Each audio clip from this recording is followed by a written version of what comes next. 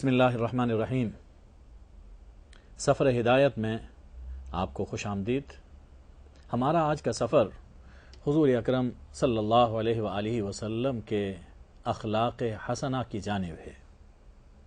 قرآن مجید میں اللہ جل شانہ نے فرمایا ہے، یا ایھا الذین آمنوا ارکعوا واسجدوا واعبدوا ربکم وافعلوا الخیر لعلکم تفلحون۔ اے لوگو جو ایمان رکھتے ہو، رکوع کرو، سجدہ کرو، اپنے رب کی عبادت کرو اور نیکی کے کام کرو تاکہ تم فلاح پا جاؤ۔ اس سے یہ معلوم ہوا کہ ایمان کے بعد حضور اکرم صلی اللہ علیہ وآلہ وسلم کی دعوت کے دو پہلو ہیں، ایک عبادت اور دوسری چیز اخلاق۔ ایک اللہ کا حق ہے اور دوسرا مخلوق کا حق ہے۔ اللہ کا حق ہے کہ اس کی عبادت کی جائے، اور اللہ کی مخلوق کا ہم پر حق ہے کہ ان کے ساتھ اخلاق حسنہ کا برتاؤ کیا جائے، حسن سلوک سے ان کے ساتھ پیش آیا جائے، مہربانی اور لطف و کرم ان کے ساتھ برتا جائے۔ یہ اللہ کی مخلوق کا ہم پر حق ہے، اور عبادت اور اخلاق اسی کا نام اسلام ہے۔ اسلام ایسا نہیں ہے کہ حضور اکرم صلی اللہ علیہ وآلہ وسلم سے اس کا آغاز ہوا۔ ان الدین عند اللہ الاسلام،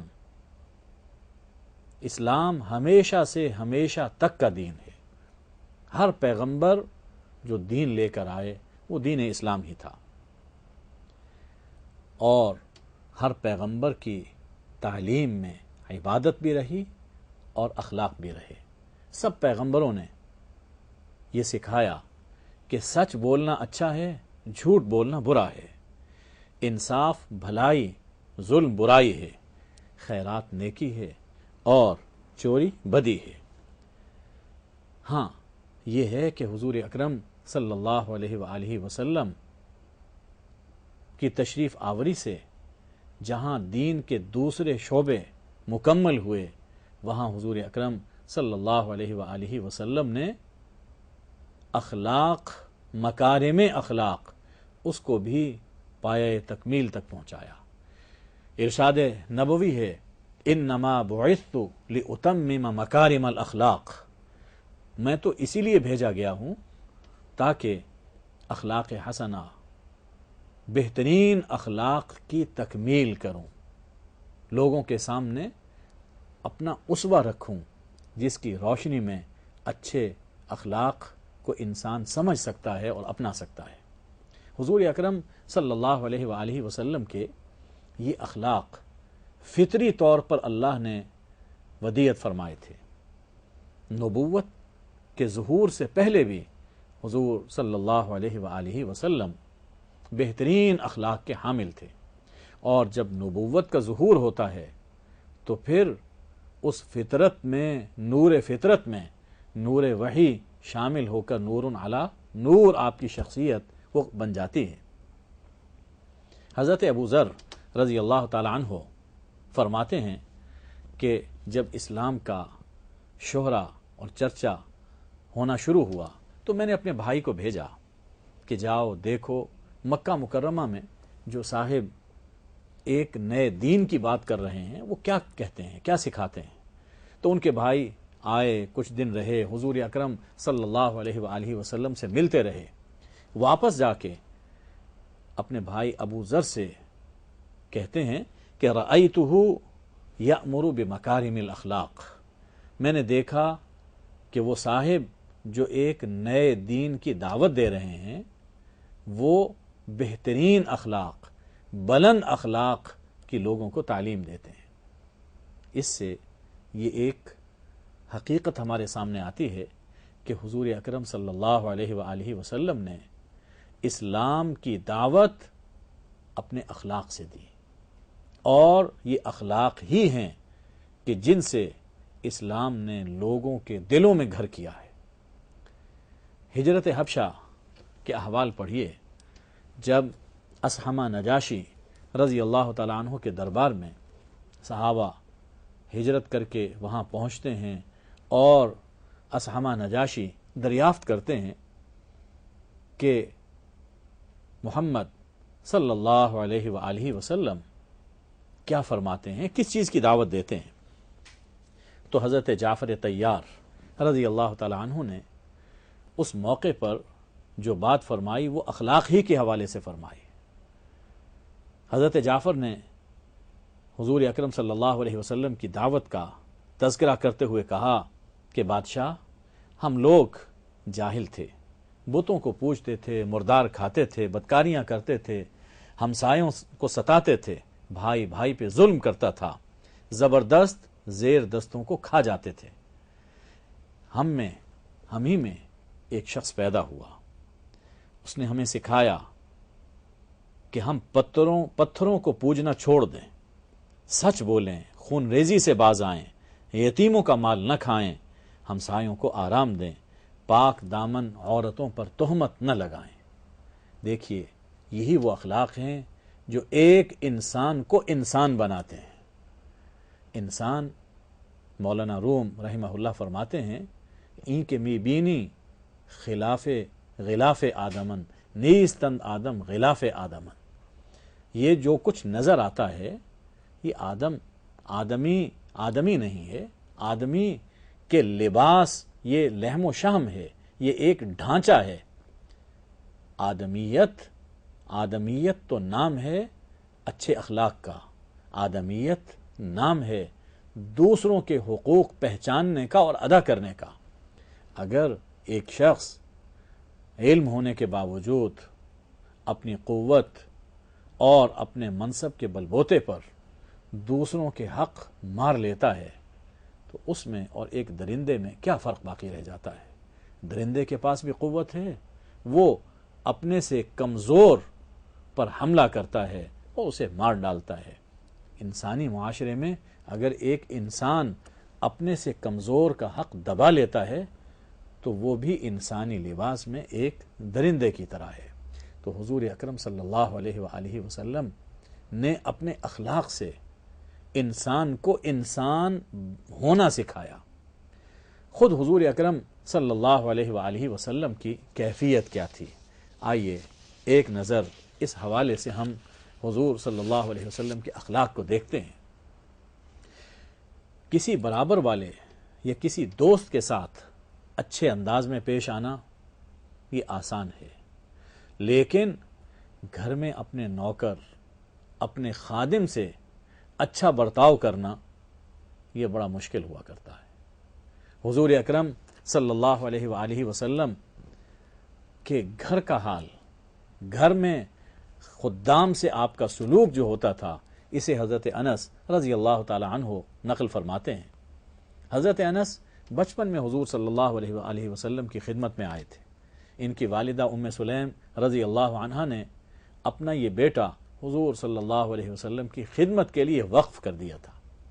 انس فرماتے ہیں کہ میں نے رسول اللہ صلی اللہ علیہ وآلہ وسلم کی 10 سال خدمت کی. اس دوران میں آپ نے مجھے کبھی اف تک نہیں کہا، کبھی یہ نہیں کہا کہ یہ کام کیوں کیا، کبھی یہ نہیں کہا کہ یہ کام کیوں نہیں کیا.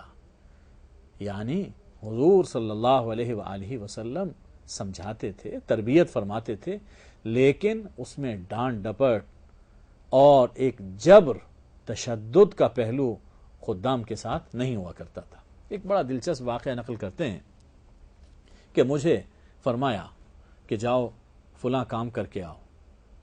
بچے ہی تو تھے اور حضور صلی اللہ علیہ وسلم کی شفقت بے پناہ تھی. اسی لاڈ میں کہنے لگے کہ میں نہیں جاتا. حضور صلی اللہ علیہ وسلم نے فرمایا کہ جاؤ.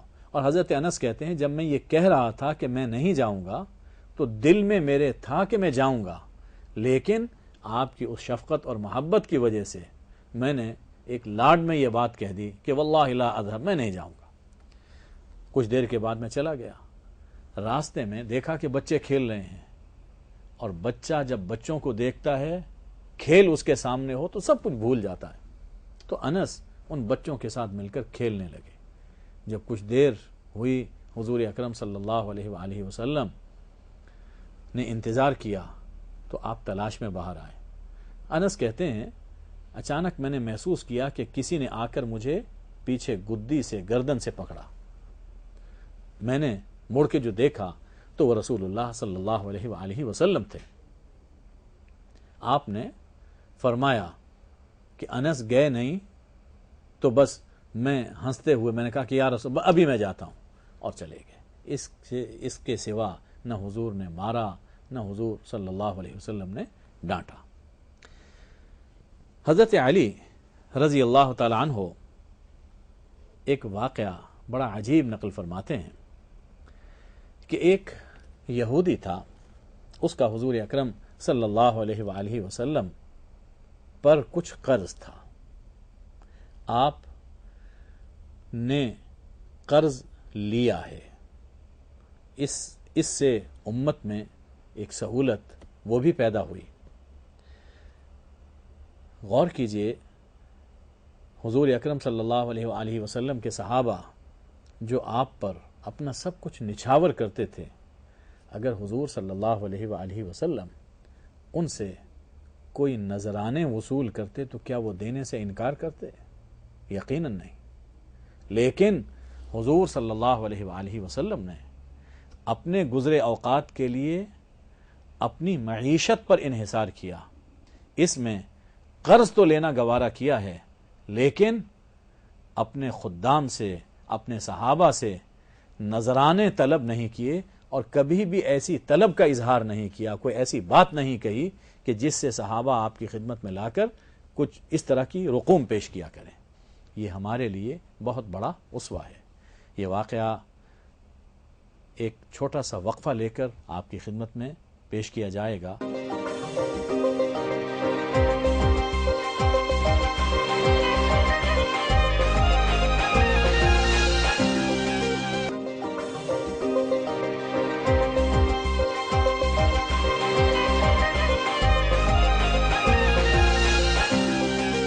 بسم اللہ الرحمن الرحیم۔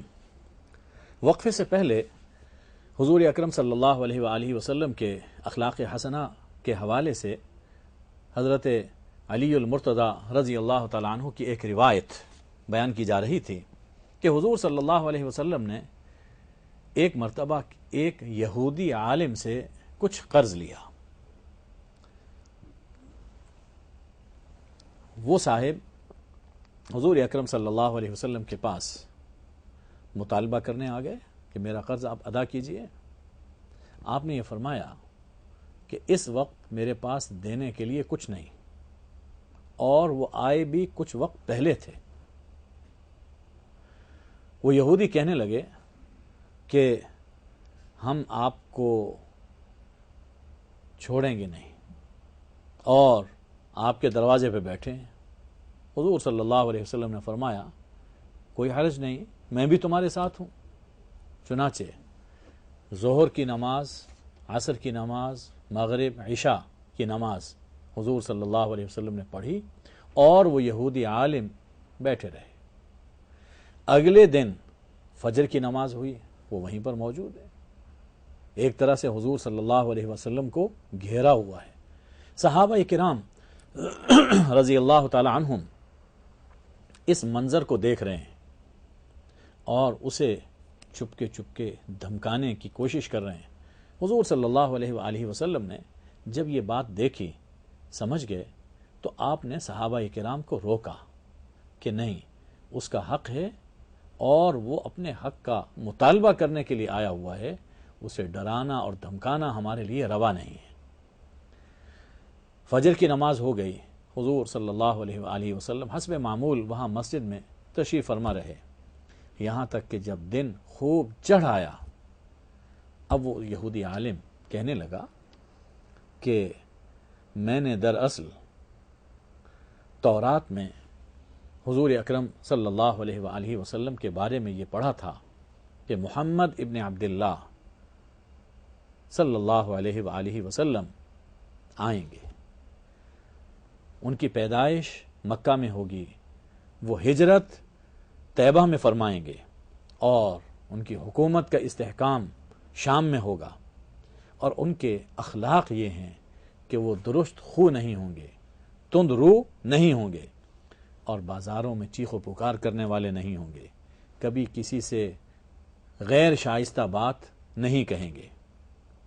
کہنے لگے، وہ یہودی عالم کہنے لگے کہ یہ جو کچھ میں نے کیا صرف تورات میں جو آپ کا حلیہ اور اوصاف مذکور ہیں انہیں پرکھنے کے لیے کیا تھا۔ مجھے یہ یقین ہو گیا ہے کہ جن کے بارے میں تورات میں بشارت مذکور ہے وہ یہی محمد صلی اللہ علیہ وآلہ وسلم ہیں، لہٰذا اشہد ان لا الہ الا اللہ و اشہد انک رسول اللہ۔ کلمہ شہادت پڑھا اور ایمان لے آیا، اور اس کے بعد کہا کہ یا رسول اللہ، میرا جتنا مال ہے وہ اسلام کی راہ میں قربان ہے، جہاں چاہے آپ اسے صرف فرمائیں۔ دیکھیے کہ حضور اکرم صلی اللہ علیہ وآلہ وسلم کے اس اخلاق نے اور آپ کے حسن سلوک نے اور حق دینے کی فکر نے نہ صرف ایک یہودی عالم کو دائرہ اسلام میں داخل کیا بلکہ اس کا پورا مال وہ اسلام کے لیے وقف کروا لیا۔ یہ حسن اخلاق، حسن سلوک اللہ کی ایسی ہی نعمت ہے کہ وہ چیزیں جو ہتھیار سے نہیں حاصل کی جا سکتی، جو چیزیں دولت سے حاصل نہیں کی جا سکتی، وہ حسن اخلاق کے ذریعے سے حاصل ہو جاتی ہیں۔ حضور اکرم صلی اللہ علیہ وآلہ وسلم کے بارے میں حضرت عائشہ رضی اللہ تعالی عنہا ایک روایت نقل کرتی ہیں کہ آپ نے فرمایا، لو شئت لسارت معی جبال الذہب، اگر میں چاہوں تو سونے کے پہاڑ میرے ساتھ چلا کریں، یہ پہاڑ اللہ سونے کے میرے لیے بنا دے اور یہ میرے ساتھ چلا کریں، لیکن میں نے یہ نہیں چاہا۔ میرے پاس ایک فرشتہ آیا، اور کتنا بڑا فرشتہ تھا، فرمایا کہ اس کی کمر ایسا لگتا تھا کہ کعبے کے برابر ہے۔ اس سے اندازہ کیجئے کہ اس فرشتے کی جسامت کتنی بڑی ہو گئی۔ اس فرشتے نے آ کر کہا، ان ربک یقرأ علیک السلام، آپ کا رب آپ کو سلام کہہ رہا ہے، اور یہ فرما رہا ہے کہ اگر آپ چاہیں تو نبوت کے ساتھ آپ عبدیت کی شان آپ کو عطا کی جائے، اور اگر آپ چاہیں تو نبوت کے ساتھ بادشاہت آپ کو عطا کی جائے، آپ کیا چاہتے ہیں؟ حضور اکرم صلی اللہ علیہ وآلہ وسلم کو اللہ نے یہ پیشکش فرمائی کہ اگر آپ نبوت کے ساتھ بادشاہت چاہتے ہیں دینے کے لیے ہم تیار ہیں، اور اگر آپ نبوت کے ساتھ عبدیت چاہتے ہیں، بندگی کی زندگی چاہتے ہیں، تو یہ آپ ارشاد فرمائیں کہ آپ کیا چاہتے ہیں۔ حضور صلی اللہ علیہ وسلم فرماتے ہیں کہ جبریل علیہ السلام بھی قریب موجود تھے، تو میں نے بطور مشورہ ان سے پوچھا، اشارے میں پوچھا، تو جبریل علیہ السلام نے اشارہ کیا کہ انضع نفسک، کہ تواضع کی زندگی وہ اختیار کیجیے، عبدیت کی زندگی اختیار کیجیے کہ اللہ کو عبدیت وہ پسند ہے۔ تو حضور اکرم صلی اللہ علیہ وآلہ وسلم نے فرمایا کہ نبیًا عبدًا، کہ میں نبوت کے ساتھ عبدیت کی شان کو پسند کرتا ہوں۔ چنانچہ آپ کی زندگی اسی عبدیت کے رنگ میں گزری، تواضع کے رنگ میں گزری، اخلاق کے رنگ میں گزری۔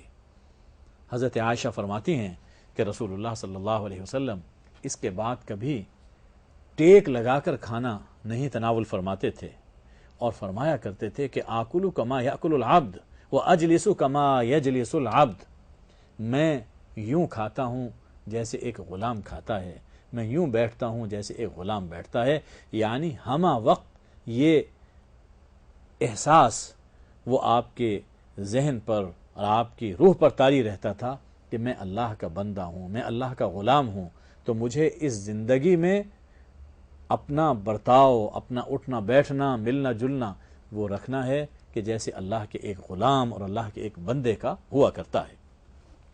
حضور اکرم صلی اللہ علیہ وآلہ وسلم کہ یہ حسن اخلاق تھے کہ جس نے حضرت زید بن حارثہ کو ماں باپ چھوڑنے پر مجبور کر دیا۔ زید بن حارثہ بچپن میں 8 سال کی عمر ہوگی اپنے ماں باپ کے ساتھ سفر میں تھے. زید کی والدہ اپنے میکے جا رہی تھیں، راستے میں کہیں پڑاؤ ہوا اور قافلے پر ڈاکو آ پڑے، لوٹ لیا. ان میں زید بھی تھے. ڈاکوؤں نے حضرت زید کو غلام بنا کے مکہ میں لا کر فروخت کر دیا.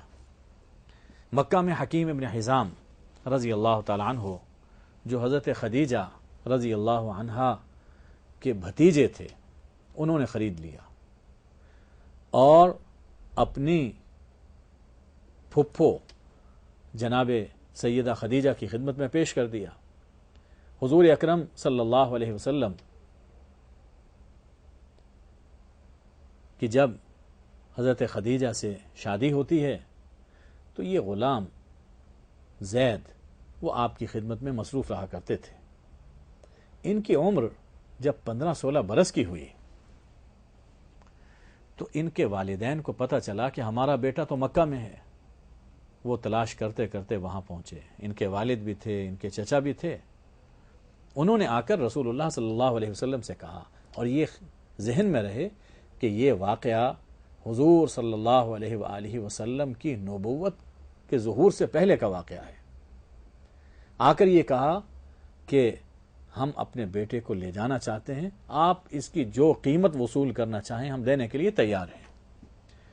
تو حضور اکرم صلی اللہ علیہ وآلہ وسلم نے فرمایا کہ میں کوئی قیمت نہیں چاہتا، آپ زید سے پوچھ لیں، اگر وہ آپ کے ساتھ جانے کے لیے تیار ہے تو آپ اسے لے جائیے.